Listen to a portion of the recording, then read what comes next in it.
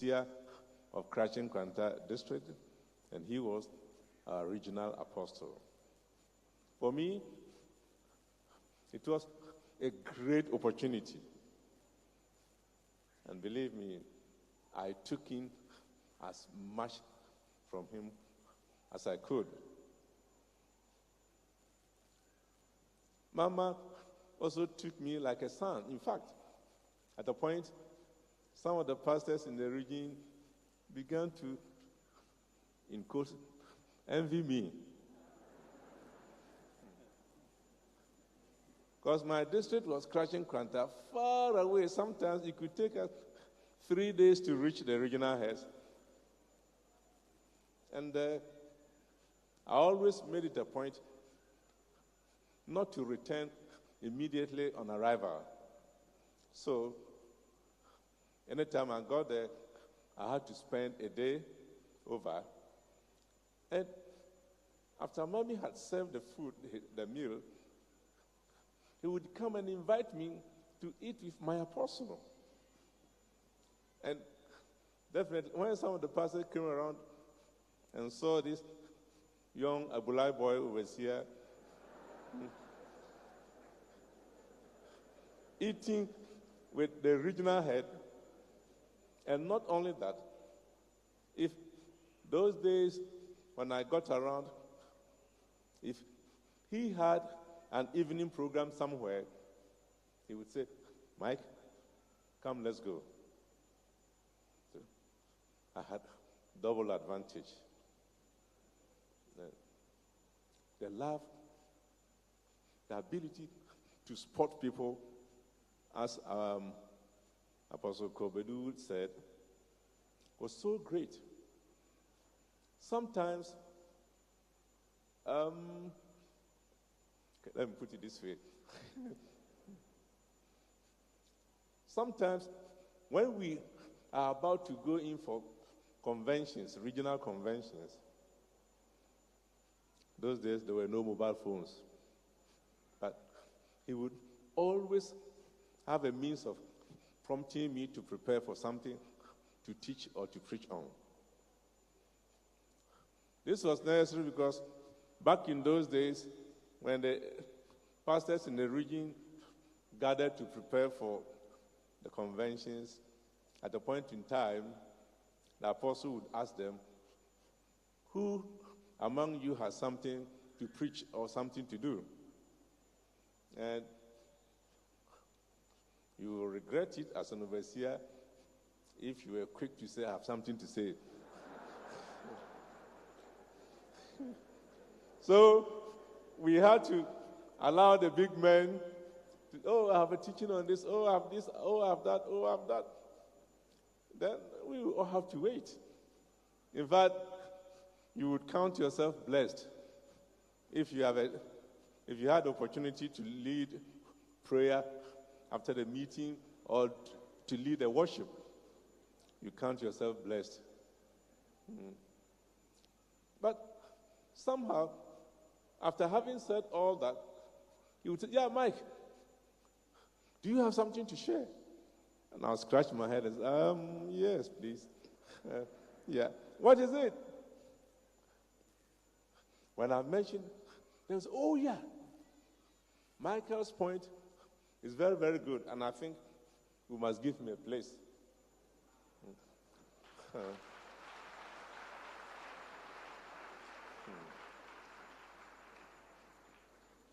And I kept wondering how he did it. But later, it wasn't long before I got to know his secret. If you visited the mission house overnight and the next morning you wanted to talk to him very early, you must prepare to wait until 10 a.m. Because the man will be singing and praying and praying and praying. So, I also decided that I will adopt that strategy for myself.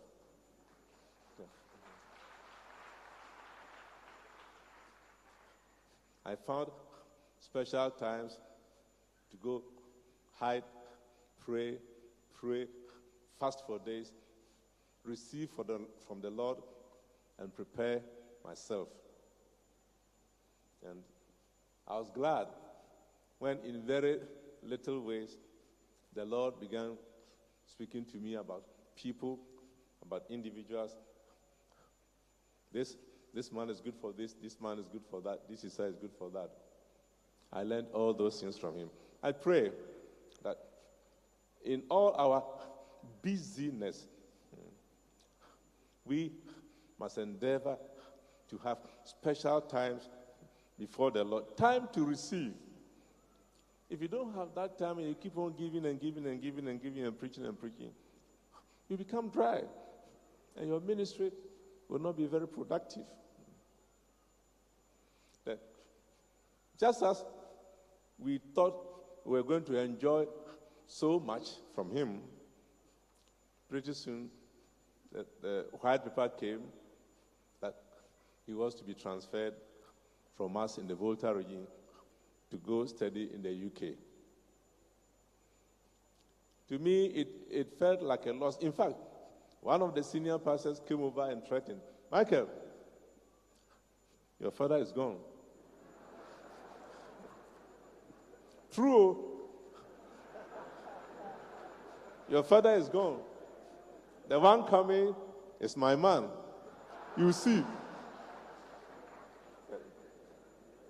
I took them seriously because as a young overseer, 26 years or 27 years old, if a senior pastor who had ministered for 20, 25 years told you that your dad is gone, the man who is coming is his own man, and you will see.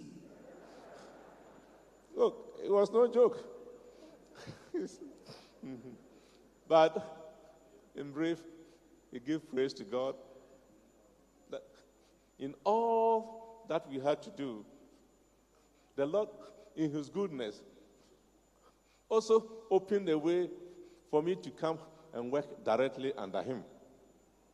As a missionary, first in Liberia, but properly from Côte d'Ivoire when the missions board was established and he was the international missions director.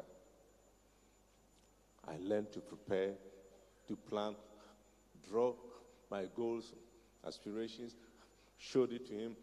He would encourage me, go ahead. He's a man who develops people.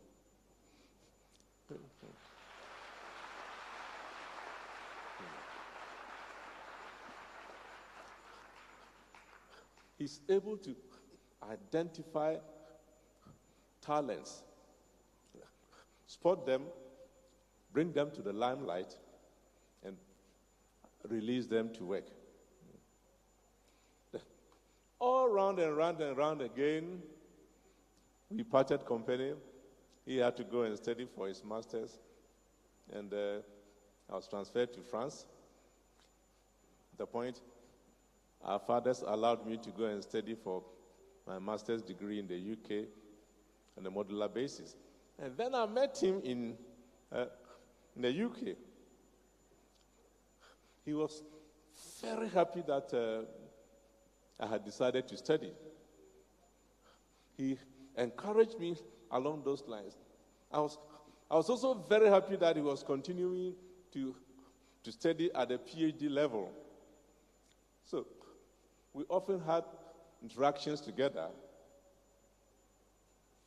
Then came that fateful year, 1998, when the church had to meet and elect a chairman to take over from our own father, Prophet M.K. Yeboah. I decided not to attend the conference, the convention, the council. And on the line, I had a change of mind. And you all know what happened. I was elected as chairman. I cried my heart out. Oh God, the fathers are still around.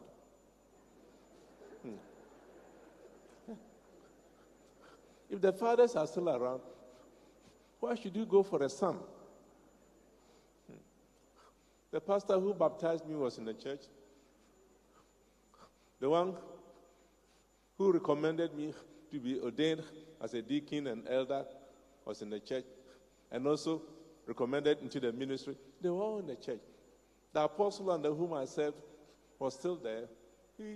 My own dad, being a student, we knew about most of the things that God had for him. So why would God bypass all these fathers and come for their 40-year-old with little experience as chairman? But when we met, he encouraged me. He strengthened me. He assured me.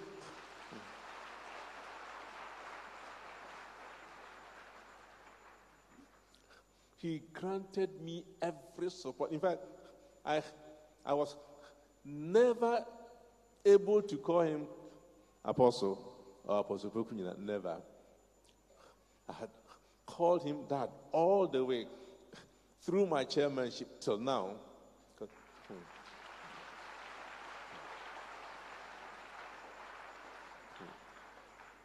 Some people could easily have sabotaged that young guy for all to know that, oh, look at him. But the fathers around me encouraged me. Apostle Anson, Prophet Apiajekum, and the others encouraged me, strengthened me, until, by the grace of God, we ended our term successfully. Now, when I got into this situation, while at the intensive ward in Paris, he flew over to strengthen me, encourage me. At that time, I knew, because I knew the day I was going to die, I knew the time I was going to die. So his coming was very important to me, because I thought I have something to tell him. But he said, Mike, you are not going to die.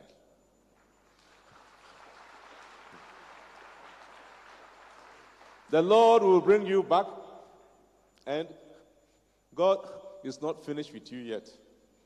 He's still going to use you.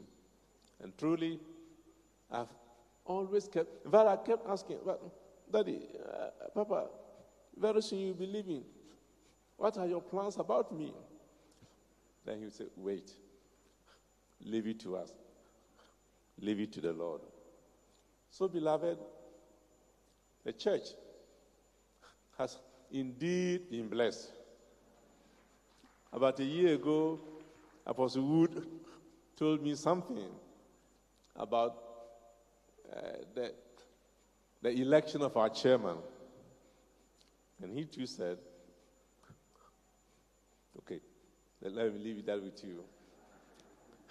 He said, the church will also remember you for having presented a very good man as the chairman of the church.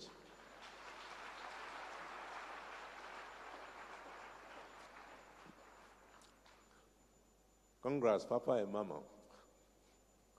You finished very well, and you're going to add more legacies to the very many and numerous ones which we couldn't enumerate over here. I showed a question I had written to the IMD and said, if I had a time, I was going to ask you, you have refreshed and revitalized worship in the church completely, with not just the themes, but theme songs.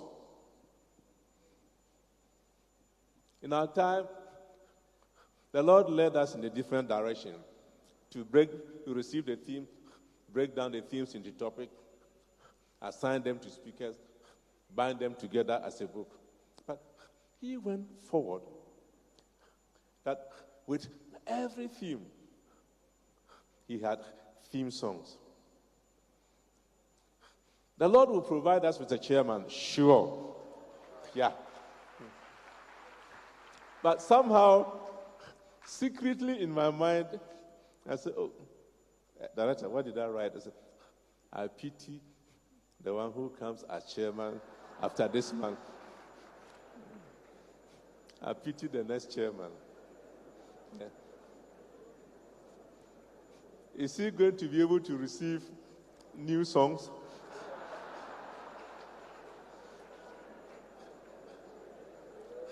But I know that God has his own way of doing things.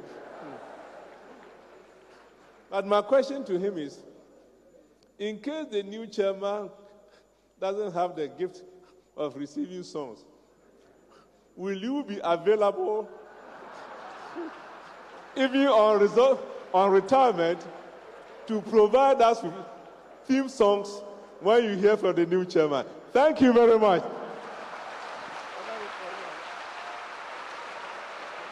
Thank you.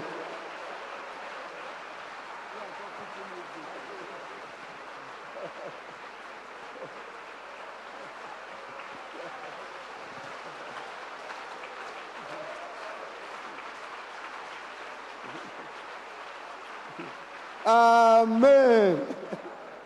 All right. Yeah. We are very grateful to Apostle Dr. Ntumy, the immediate past chairman. Some people have asked this question before, but they haven't added the last aspect. But as he said, I believe that there are different chapters. So this is the chapter of the chairmanship of Opoku Onyinah. So when the chapter closes, God will bring another chapter.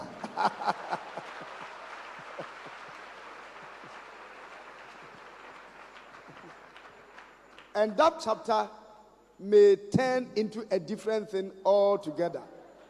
But if God wants us to continue that way, and I'm available, and he gives anything, I am prepared to serve whoever comes along that line. Yes. You will be fully available to the next chairman, rely around him, support him, promote him. Already, it has been my principle that if I take over from somebody, I wouldn't say anything evil about that person. Anything I say about that person should be positive. I try not to say any negative thing at all. Already that one is at the back of my mind. God bless you. Thank you, Chair. So on that interesting note, we would like to take 15 minutes break. 15 minutes break. So it's 3.